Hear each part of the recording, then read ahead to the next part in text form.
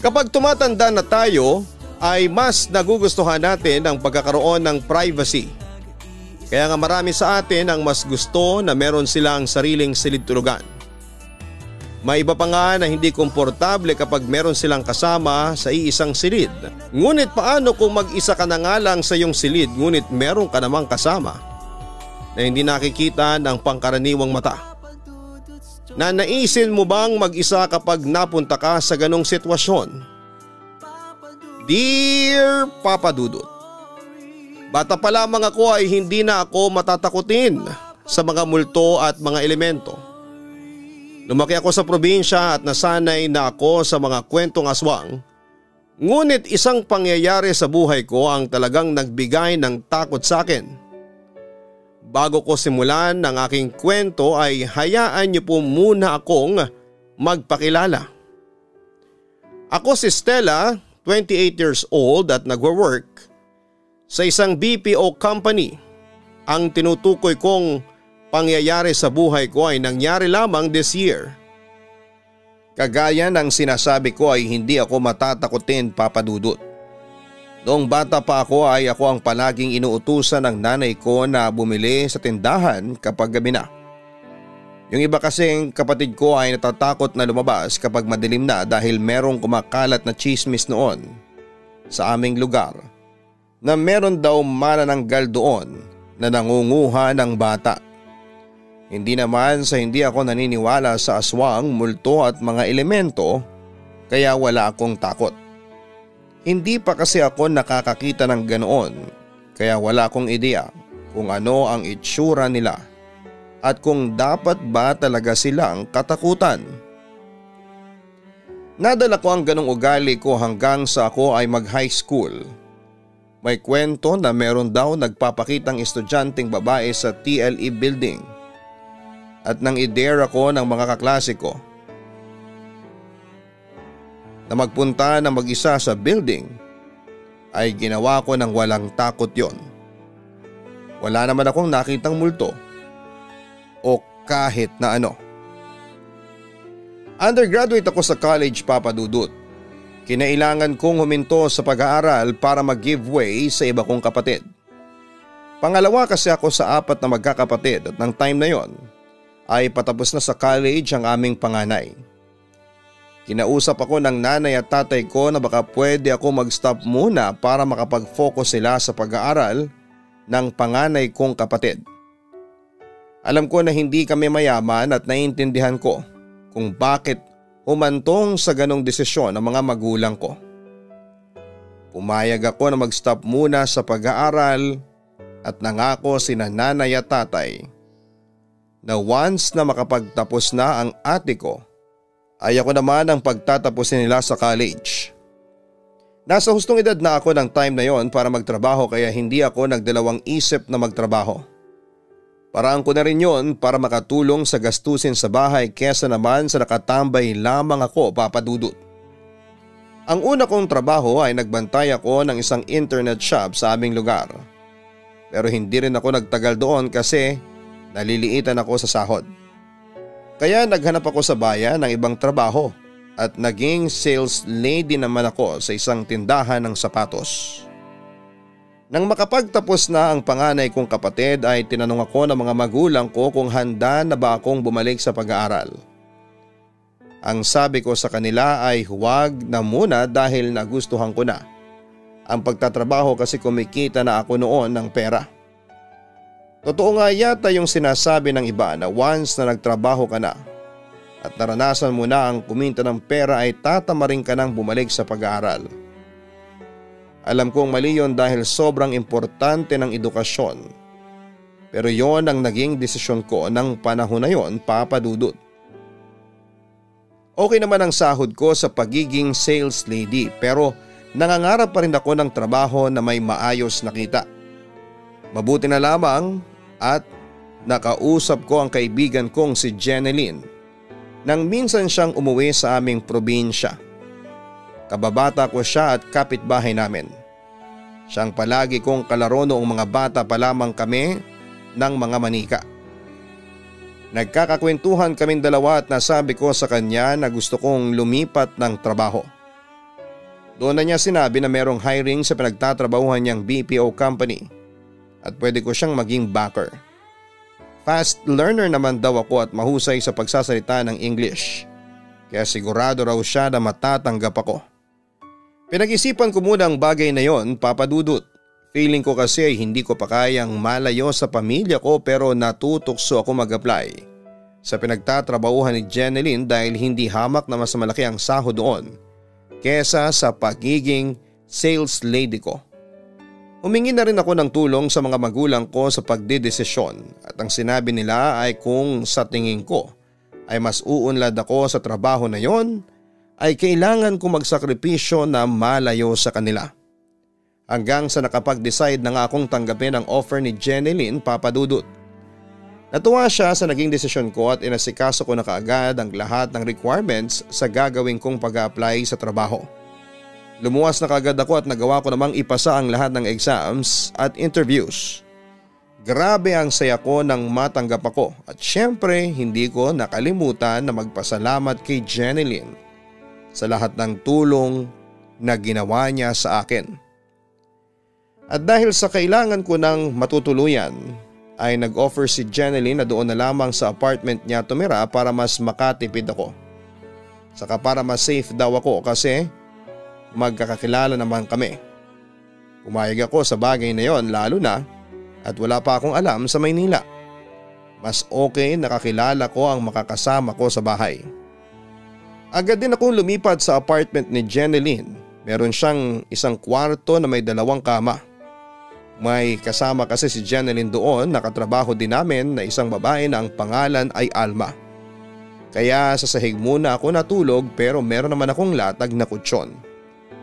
Huwag kang mag-alala, Stella. In 2 weeks ay ikaw na ang gagamit ng kama ko kasi aalis na ako rito. Uuwi na kasi ako ng province namin, sabi sa akin ni Alma. Ganun ba? Nakakalungkot naman. Kung kailan medyo close na tayo ay saka ka naman aalis. Ang sabi ko. Kailangan na kasi ako ng anak ko dun. Pero pwede naman tayong mag-chat. Saka kapag may pagkakataon ay bibistahin ko pa rin kayo dito ni Jeneline. Ang wika pa ni Alma. Makalipas ang 2 linggo ay umalis na sa apartment si Alma. Kaya hindi na ako sa sahig natutulog kundi sa higaan na dati niyang tinutulugan. Naging okay naman kami ni Jeneline lalo na pagdating sa hatian ng mga gastos. Hindi namin naging problema ang bagay na yon dahil sa hindi kami nag-iisipan. Pagkatapos ng 1 taon ay na-promote ako sa mas mataas na posisyon. At natuwa ako kasi lumaki rin ang sahod ko. Bukod sa nakapagpapadala ako monthly sa amin ay nabibili ko rin kahit papaano ang gusto ko. Si Jeneline naman ay lumipat ng ibang trabaho na magkaroon siya ng boyfriend. Yung trabaho niya ay malapit sa pinagtatrabahuhan ng kanyang boyfriend, Papa Dudut. Baka naman iwanan mo ko rito sa apartment at doon ka na tumira sa bahay ng jowa mo, ha? Pabiro kong sabi kay Jeneline. Gaga, hindi ko gagawin yun. Hindi kita iiwanan dito sa apartment natin. Saka ayoko na magkasama kami noon sa isang bahay at baka mabuntis ako nang wala sa oras. Alam mo na hindi pa ito ang time para mabuntis ako kasi nag-aaral pa ang 2 kong kapatid sa college.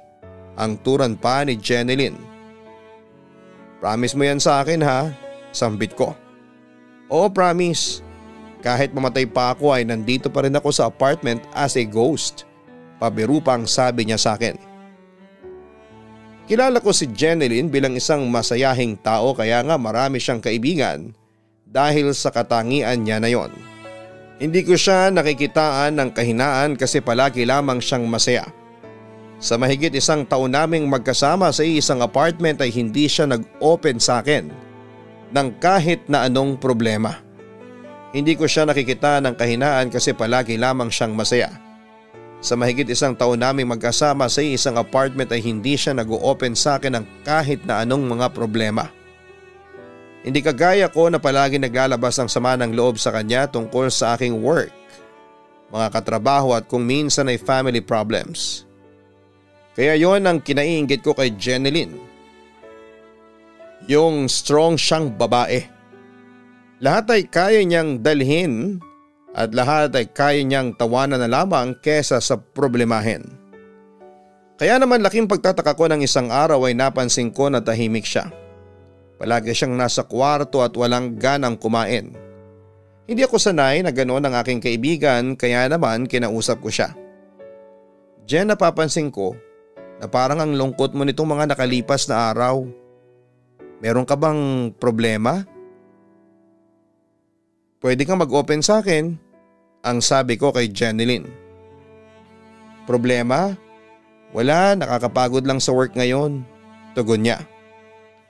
Pero okay ka lang ba? Tanong ko. Oo naman, okay na okay ako.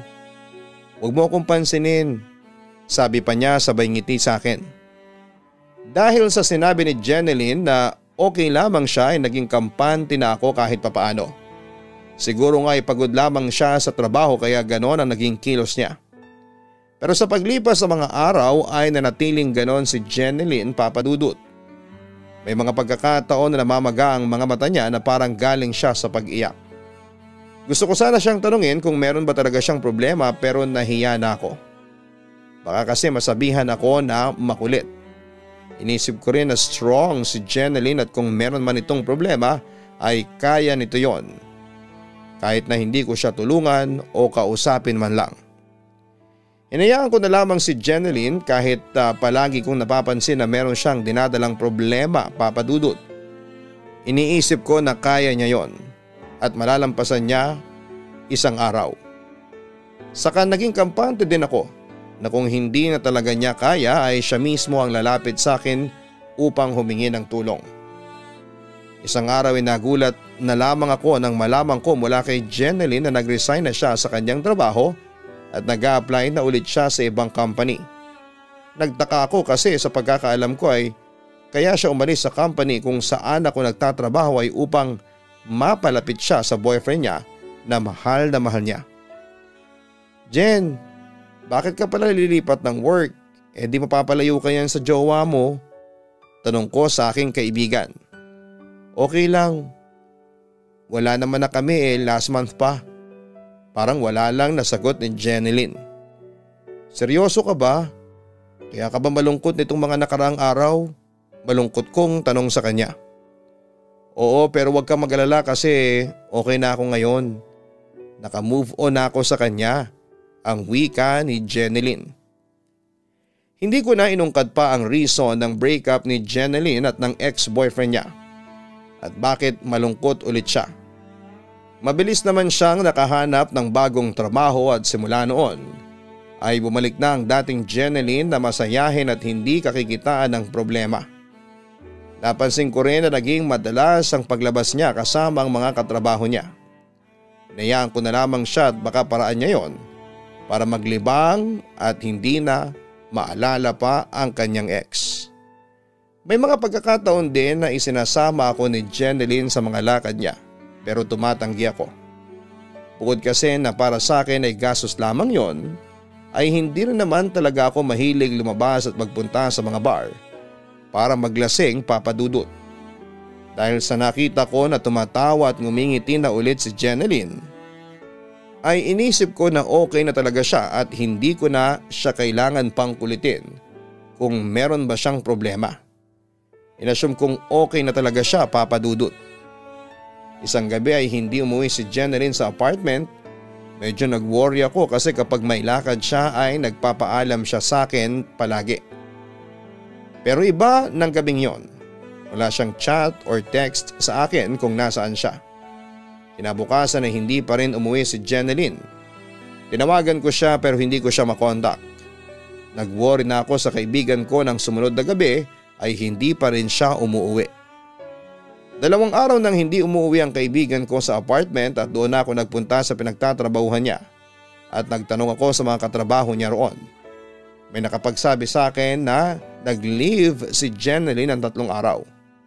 Nang time na yun ay parang gusto ko na mag-report sa mga pulis dahil iba na ang pakiramdam ko. Feeling ko ay may masamang nangyari sa kaibigan ko, Papa Dudut. Kung kailan desidido na ako mag-report sa mga pulis na nawawala ang kaibigan ko ay saka naman umuwi si Jeneline sa apartment. Pag-uwi ko mula sa trabaho ay nagulat na lamang ako nang madatnang ko doon si Jeneline, Papa Dudut. Kahit paano ay nawala ang aking pag-aalala sa kanya. Yun nga lang ay napansin ko na para siyang pagod at nangihina. Saan ka ba galing, Jen? 2 araw ka nang hindi umuwi at hindi mo man lang sinabi sa akin kung nasaan ka. Ang nag-aalala kong sabi sa kaibigan ko. Nag-me time lang ako. Nagpunta ako sa isang beach resort nang ako lang. Sorry kung hindi ko na nasabi sa iyo ha kasi biglaan ng lahat. Bigla ko na lang naisip na gusto ko mapag-isa. Tugon pa ni Jeneline. Kahit na sa susunod ay magsasabi ka sa akin kung nasan ka. Muntik na ako magpunta sa mga pulis kasi akala ko ay wala ka. Wika ko. Pasensya ka na kung napag-alala kita ha, Stella. Hayaan mo at sa susunod ay magsasabi na ako sa iyo. Kapag mawawala ako, sambit ni Jeneline na parang makahulugan. Kinabukasan ay hindi pa rin nakapasok si Jeneline sa trabaho dahil nagkaroon siya ng mataas na lagnat. Gusto ko nga sanang umabsent sa trabaho para mabantayan siya pero ayaw niyang pumayag. Sayang daw ang isang araw na wala akong sasahurin ng dahil lang sa kanya. Aniya ay kaya naman daw niya. Kaya kahit napipilitan ay pumasok pa rin ako sa aking trabaho. Tumagal ng halos 3 araw ang lagnat ni Jeneline bago siya gumaling. Naging masaya ako kasi nagtuloy-tuloy na ang pagiging masayahin niya kaya nakampante ako na okay talaga siya at wala na akong dapat na ipag-alala pa sa aking kaibigan. Nang magkaroon ng long weekend ay sinamantala ko yon para makauwi sa aming probinsya. Inaya ko si Jeneline kung gusto niyang sumabay sa akin pero aniya ay meron siyang ibang lakad. Bago ako umalis ay mahigpit akong niyakap ni Jeneline at sinabi niya na mag-ingat ako palagi. Nagpasalamat din siya sa akin sa matagal na friendship naming dalawa. Medyo nagtaka ako sa ikinilos at sinabi ni Jeneline pero dahil sa naghahabol ako ng last trip ng bus ay hindi ko na siya nakausap kung bakit ganon ang mga sinabi niya bago ako umalis. Ang sabi ko na lamang sa sarili ko ay saka ko kakausapin si Jeneline kapag nakabalik ako sa apartment naming dalawa. Wala akong kalamalam na yun na pala ang huling beses na makikita kong buhay si Jeneline. Kung alam ko lang sana ay hindi na ako umalis at hindi ko pinagwalang bahala ang kakaibang napansin ko sa aking kaibigan bago ako umalis. Huling araw ko na sa aming probinsya nang biglang tumawag sa akin ang aming landlady at sinasabi niya na natagpuan nila si Jeneline na nakabigti sa aming apartment.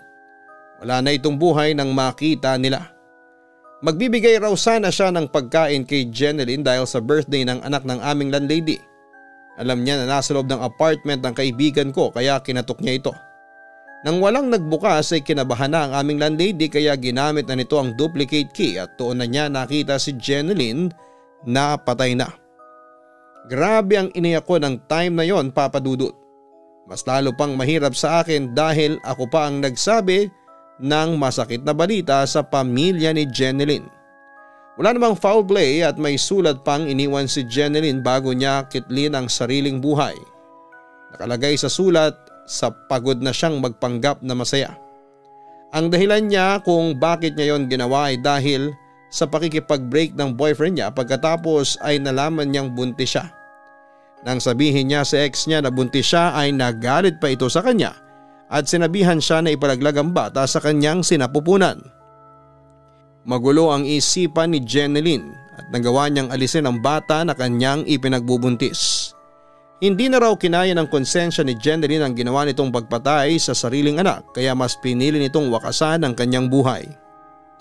2 gabi lang na ibinuro si Jeneline sa bahay nila at pagkatapos ay nilibing kaagad. Kahit gusto ko pang ipagluksa ang pagkawala ng kaibigan ko ay hindi ko yon pwedeng gawin dahil kailangan kong magtrabaho para sa aking sarili at sa aking pamilya. Stella, hindi ka ba aalis sa apartment ninyo ni Jeneline? Hindi ba sabi nila ay nagiging malas ang isang lugar kapag may nagpakamatay doon? Ang nakababahalang sabi sa akin ng nanay ko bago ko umalis sa aming bahay. Hindi naman po siguro, Nay. Kaibigan ko naman po si Jen. Saka ang sabi sa akin ng landlady namin ay bababaan niya ang renta ko kasi alam niya na mag-isa na lamang ako doon. Ayaw niya rin kasi akong paalisin kasi may tiwala na siya sa akin. Tugon ko. Baka naman multuhin ka ni Jeneline doon. Ang sabi pa ni nanay. Parang hindi niyo naman ako kilala. Hindi ako takot sa multo, saka pinabless na yung unit na yon. Kaya sure ako na walang magmumulto sa akin doon. Hindi yun gagawin sa akin ng kaibigan ko. Sambit ko. Nalungkot ako nang bumalik ako sa apartment, Papa Dudut, lalo na nang nakita ko ang bakanting higaan ni Jeneline. Nasanay na kasi ako na kapag umuwi ako ay makikita ko siya sa higaan niya na nagsa-cellphone o kaya ay nagbabasa ng pocketbooks. Wala na rin ang mga gamit niya roon, kinuha na ng pamilya niya. Pinilit kong magpatuloy sa buhay kahit araw-araw akong umiiyak dahil sa pagkawala ni Jeneline. Medyo sinisisi ko rin ang sarili ko sa mga nangyari. Iniisip ko kung kinakausap ko lang sana siya ay baka hindi yon mangyari.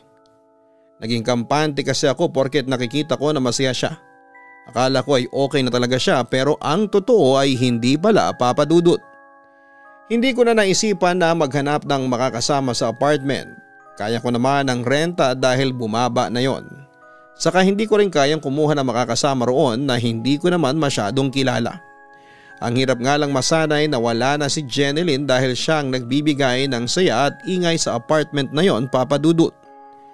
Isang tanghali habang kumakain ako ay nakarinig ako ng iyak ng sanggol na mabilis din na nawala. Nagtaka ako kasi wala naman akong alam na merong nagre-rent doon na merong baby o kaya ay nanganak. Kaya nang minsan kung makita ang aming landlady ay tinanong ko siya. Ate, meron po bang may baby sa mga tenant mo? May narinig kasi akong iyak ng baby kahapon. Tanong ko sa landlady. Wala naman, baka sa labas lang. Oo nga pala Stella, hindi ka ba napapanglaw sa apartment mo? Hindi ba nagpaparamdam si Jeneline sa'yo?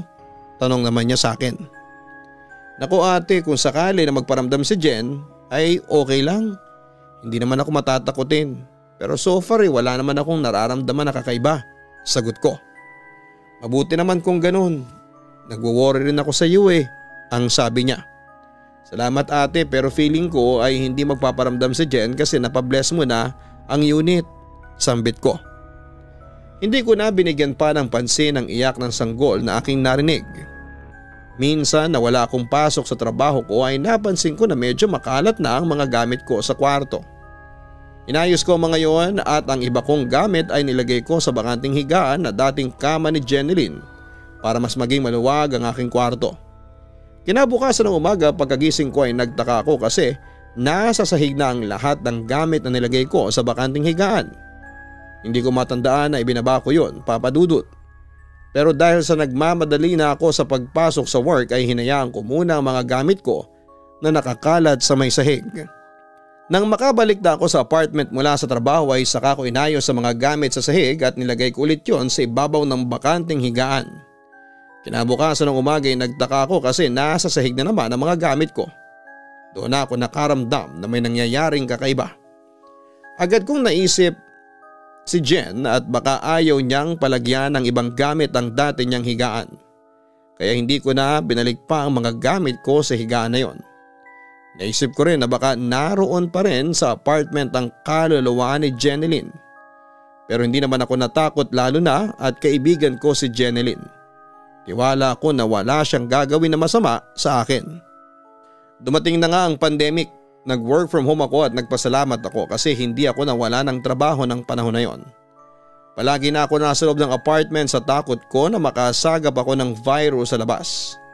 Lumalabas lamang ako kapag may kailangan na bilhin kaya mas dumadami ang oras ko na mag-isa ako sa aking apartment at sa panahon na yon ay mas tumindi pa ang pagpaparamdam ni Jeneline sa akin. Isang gabi nakahiga na ako sa aking kama. Nagsa-cellphone lamang ako kasi yon ang aking pampaantok. Patay na rin ang ilaw dahil hindi ako nakakatulog kapag maliwanag. Nung una ay wala akong nararamdamang kakaiba hanggang sa may malamig na hangin na parang yumakap sa akin na naging dahilan upang magtaasa ng balahibo ko. Hindi ko yun pinansin pero nagkaroon na ako ng ideya na baka si Jeneline yon at nagpaparamdam siya sa akin. Nagdasal ako sa aking isip pero hindi pa ako natatakot noon kasi hindi talaga ako matatakutin. Maya-maya ay nag-decide na akong ihinto ang paggamit ng cellphone nang makaramdam ako ng antok. Sa pagtulog ko ay bigla akong nalimpungatan. Pagbukas ko ng aking mata ay napatingin ako sa bakanting higaan na nasa tapat ko lamang at napabangon ako nang may nakita ko roon na babaeng nakahiga. Base sa bulto na nakita ko sa dilim ay masasabi ko na isa siyang babae. Tinakbo ko ang switch ng ilaw para buksan yon, pero nang mabuksan ko ang ilaw ay wala naman akong nakitang tao na nakahiga doon. Kinabahan ako kasi ang akala ko ay may ibang tao na nakapasok sa apartment ko. Jenny, ikaw ba yan? Please lang, huwag ka nang magparamdam sa akin. Kung gusto mo akong takutin, hindi mo ako matatakot. Alam mo naman na hindi ako matatakutin, hindi ba? Pabiro kong sabi kahit na hindi ako sure kung si Jeneline ba ang nakita ko sa bakanting higaan. Hindi naman ako natakot sa nangyari na yon, Papa Dudut. Ang naisip ko ay pinaglalaruan lamang ako ni Jeneline at sinusubukan niya kung gaano ba ako katapang. Lalo na at kilala ko ang kaibigan ko na yon na mapaglaro noong siya ay nabubuhay pa. Ilang beses pa nga niya akong ginugulat noon kapag lalabas ako ng banyo, pero hindi siya nagtatagumpay. Nagulatin ako. Siguro naiisip niya na dahil multo na siya ay magagawa na niya akong takutin. Simula na mangyari yon ay naging kakaiba na ang pakiramdam ko sa apartment. Pakiramdam ko ay hindi ako nag-iisa. Feeling ko kapag nakaharap ako sa laptop at nagtatrabaho ay palaging may naglalakad sa likuran ko.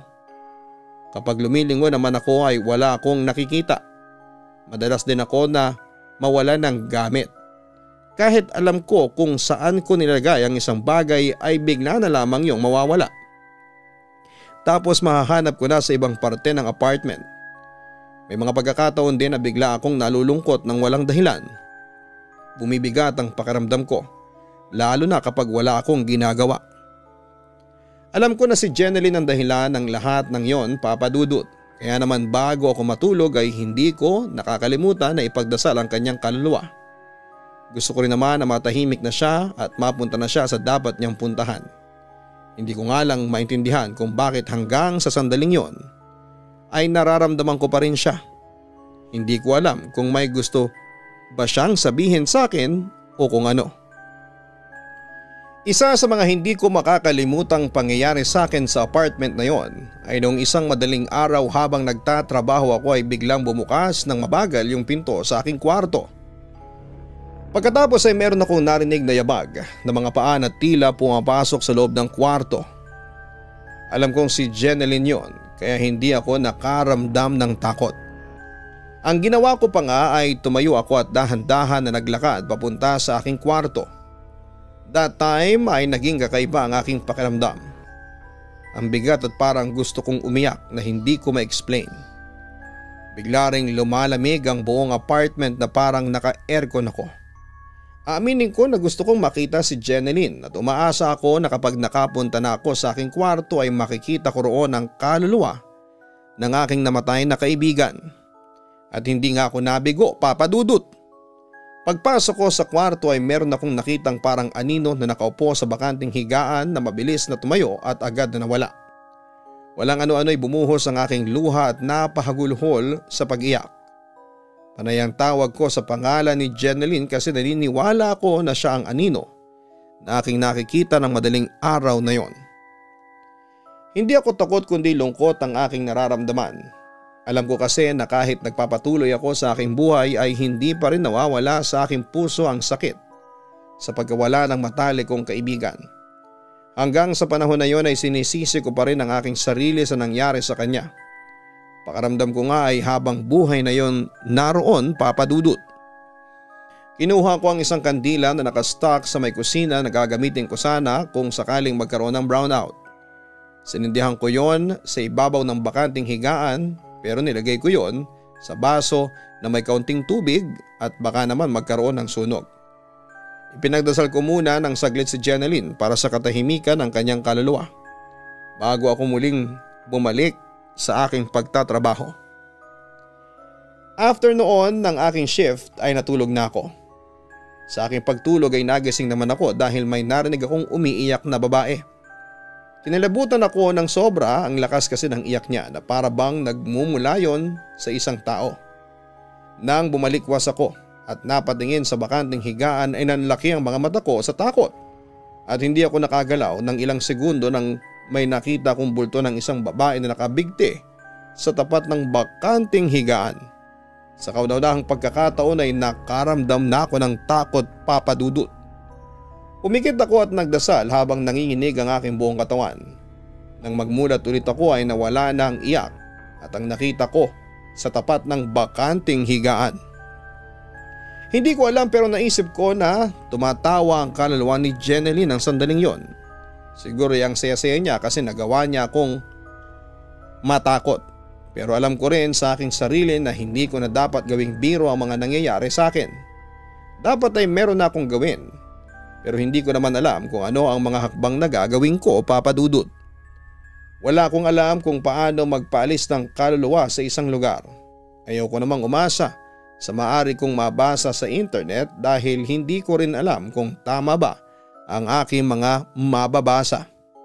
Halos gabi-gabi akong nagigising sa gitna ng aking pagtulog at madalas kapag napapatingin ako sa bakanting higaan ay parang may nakikita ako roon na isang babaeng nakahiga.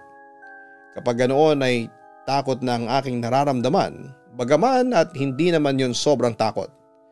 Natatakot ako kasi baka kung ano pa ang susunod na gawin ni Jeneline. Natatakot ako na baka hindi naman pala yun ang kaibigan ko at ginagamit lang ng isang masamang nilalang kagaya ng demonyo ang anyo ng kaibigan ko upang takutin ako at guluhin ng aking pag-iisip. Isang umaga ay tumawag ang nanay ko sa akin para kumustahin ako. Nung una ay nag-aalinlangan pa ako na sabihin sa kanya ang nangyayari sa akin sa apartment kasi alam ko na magwo-worry lamang siya. Pero sa huli nanaig sa akin ang kagustuhan kong malaman kung paano ko mapapaalis ang kaluluwa ni Jeneline sa apartment kasi parang ako naman ang hindi matahimik. Nay, may alam ka ba na kung paano magpaalis ng multo sa isang bahay? Tanong ko sa nanay ko. Wala syempre. Ano bang tingin mo sa akin, isang espiritista? Teka, bakit mo pala naitanong? Kaninong bahay ang merong multo? Curious na tanong pa ni nanay. Dito po sa apartment, nay eh. Simula kasi nang nawala si Jeneline ay palagi na siya nagpaparamdam dito sa apartment. Minsan pa nga ay nakikita ko siya na nakahiga doon sa dati niyang higaan. Sagot ko. Kagaya ng inaasahan ay labis na nag-alala ang nanay ko o Papa Dudut. Ang sabi pa niya ay umalis na ako sa apartment na yon at baka kung ano pa ang gawin ng kaluluwa ni Jeneline sa akin. Pero pinaliwanag ko sa kanya na mahirap maghanap ng bagong apartment lalo na at nasa gitna pa kami ng pandemic. Saka hindi na ako makakakita ng ganong kamura na apartment sa panahon na yon. Kung hindi ka pwedeng umalis dyan ay mas maganda siguro kung itapon mo na yung dating higaan ni Jeneline dyan. Baka kasi yung bagay na kinakapitan ng kaluluwa niya kasi pag mamay-ari niya yon, doon nabubuhay pa siya. Payo pa ni nanay. Ang akala ko po ba hindi kayo espiritista? Bakit alam ninyo ang ganyang bagay? Ang pabiro kong sabi. May napanood kasi ako sa pelikula na kumakapit daw ang kaluluwa sa mga gamit niya. Malay mo naman gumana sa totoong buhay. Tura ng nanay ko. Pinag-isipan ko ang sinabi ng aking nanay, Papa Dudut. Pero nang time na yon ay imposible pang maitapon ko ang higaan dahil masyado yung mabigat. At hindi ko kakayanin na gawin yon nang ako lamang mag-isa.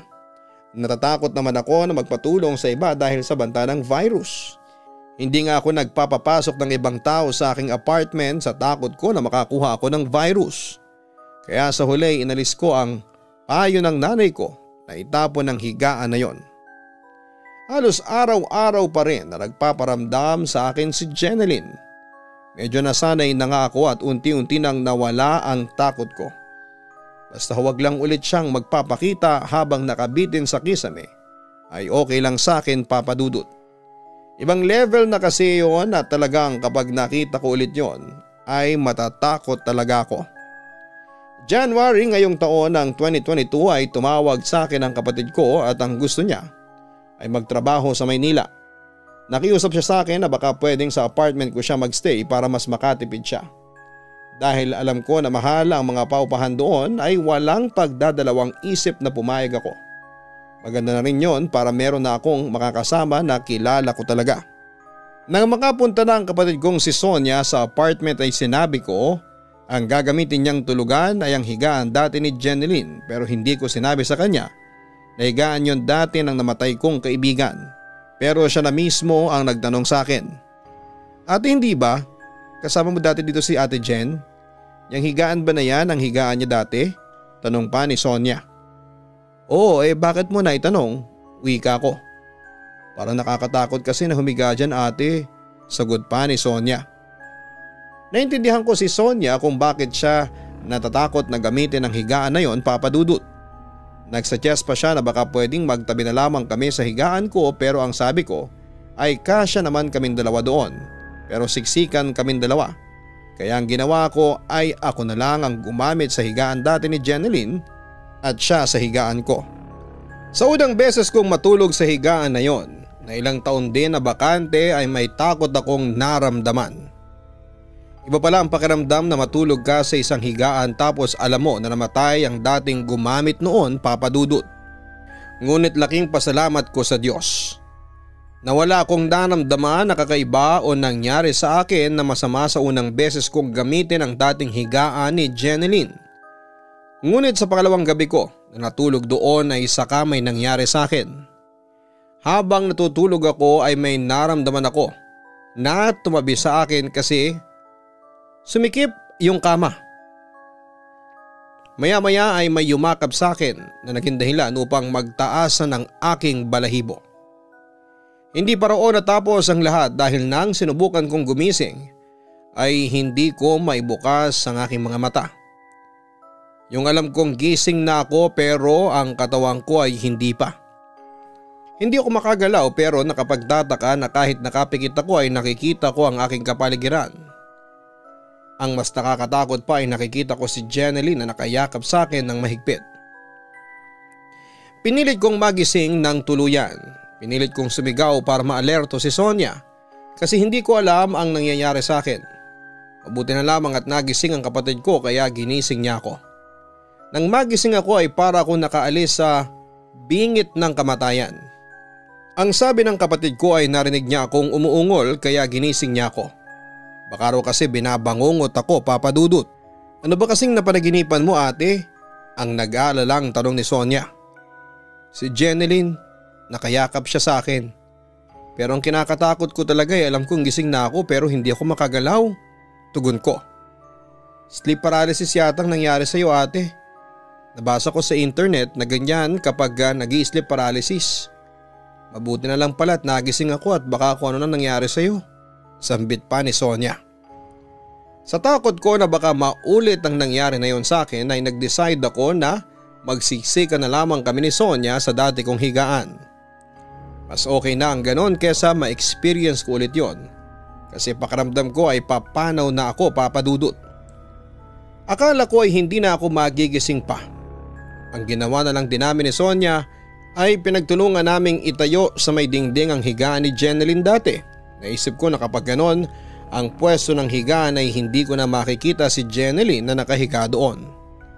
Makalipas ang ilang araw matapos kong gawin yon sa higaan ni Jeneline ay hindi na siya nagparamdam o nagpakita pa sa akin. Ang buong akala ko ay effective ang ginawa ko pero si Sonia naman ang nakaramdam kay Jeneline. Kagaya ko nung una ay nakakarinig siya ng iyak ng sanggol. Naikwento niya rin sa akin na may naririnig siyang naglalakad sa sala tuwing gabi at kung minsan ay parang palaging may nakatingin sa kanya. Hanggang isang gabi, habang mahimbing kaming natutulog ng kapatid ko ay biglang bumagsak yung higaan na sinandal ko sa may dingding. Ang nakapagtataka ay hindi man lang yun nasira sa lakas ng pagkakabagsak noon. Tapos ay gawa pa yon sa kahoy. Noong ko lang nakitang umiyak ng sobra si Sonia sa sobrang takot. Ate, ayoko na rito. Umalis na tayo.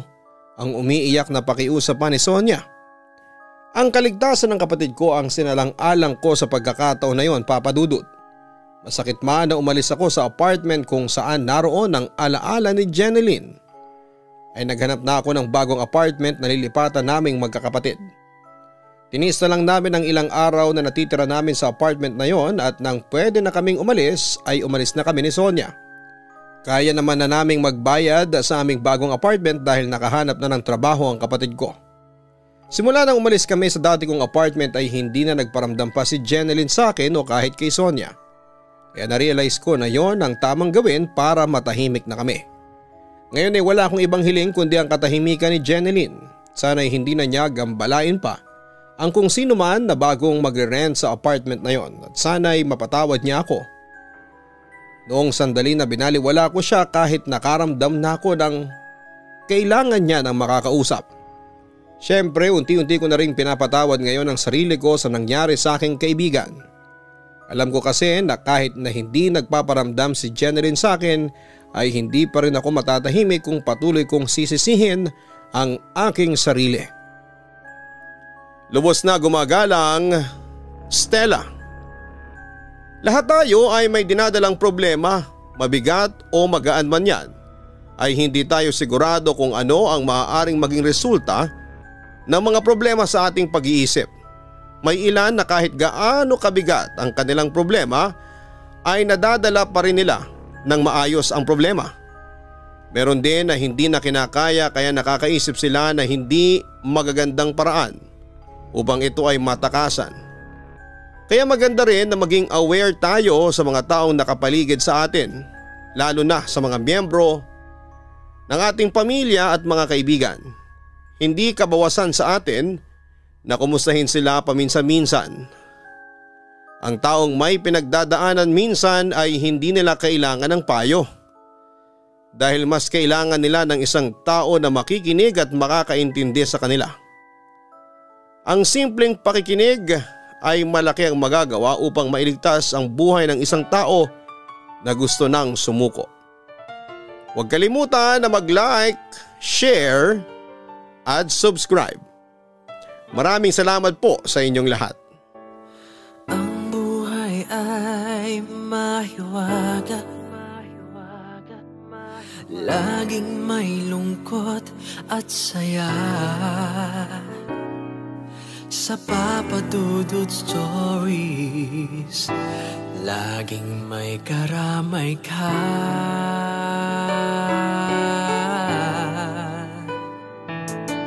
Mga problemang kaibigan, dito ay pakikinggan ka. Sa Papa Dudut Stories, kami ay iyong kasama. Dito sa Papa Dudut Stories, ikaw ay hindi nag-iisa.